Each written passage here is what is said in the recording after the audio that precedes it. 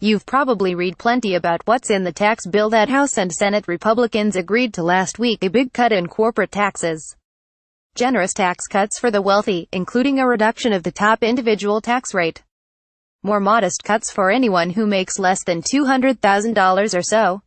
Equally striking is what's missing. There are many different ways to cut taxes, but they all require making choices. Not everyone benefits equally. This bill put corporate tax cuts first. That's where roughly 70% of the benefits go. There's not much in the bill for the working poor, those who earn less than $40,000 a year. Most of those folks pay no federal income tax, but they do pay Social Security and Medicare taxes, which were not cut. The tax bill doesn't expand the Earned Income Tax Credit, part of the tax code that supplements the income of low-wage workers. A time single worker who earns the federal minimum wage of $14,500 a year currently gets an EITC of only $37. An increase would have made a difference. It isn't easy to make a tax cut unpopular. But Trump and Republican leaders in Congress have turned a bill that should have been political gold into lead.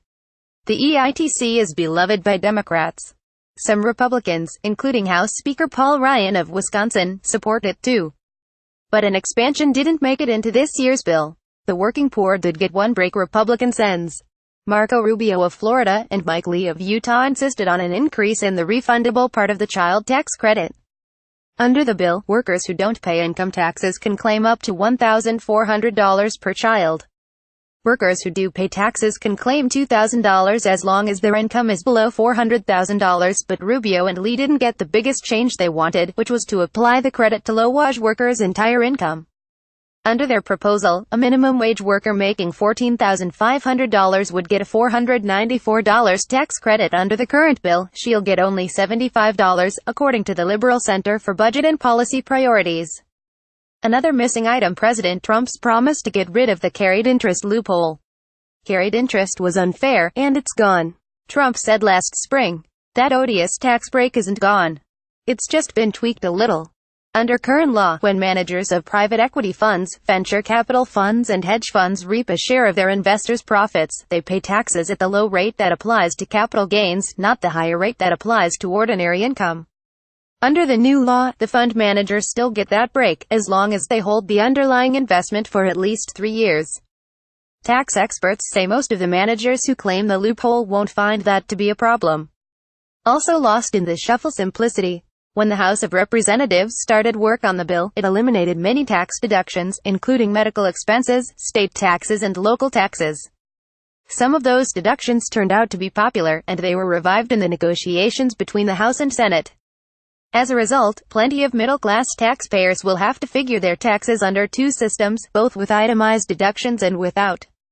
One final notable absence is a pot of money to finance better roads, bridges and airports. When the tax debate started, one popular proposal, popular among policy wonks anyway, was to pay for infrastructure with taxes from repatriated profits. U.S. companies have trillions of dollars parked overseas, and the tax bill would allow them to bring that money home at a reduced tax rate. The added revenue could reach $298 billion over 10 years, according to Congress's Joint Committee on Taxation.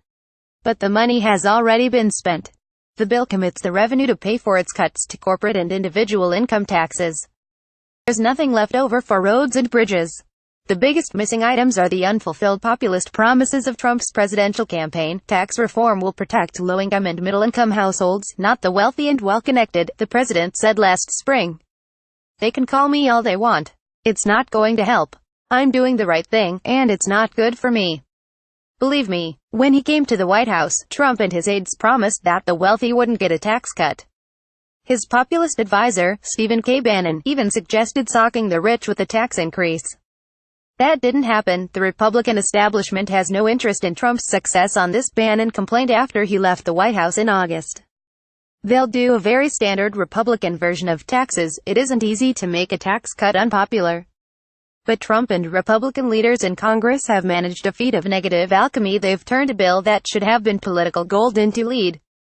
Polls have found that fewer than a third of voters, on average, think this tax bill is a good idea. That's less popular than Obamacare was when it passed in 2010. The reason it's unpopular: most voters think the bill is so tilted in favor of corporations and the wealthy that there's nothing left over for them. And they're right. Caption Doyle.McManus@LawTimes.com, Twitter @DoyleMcManus. Follow the opinion section on Twitter @LawTimesOpinion or Facebook. Donald Trump Republican Party, Marco Rubio, Mike Lee U.S. Senate.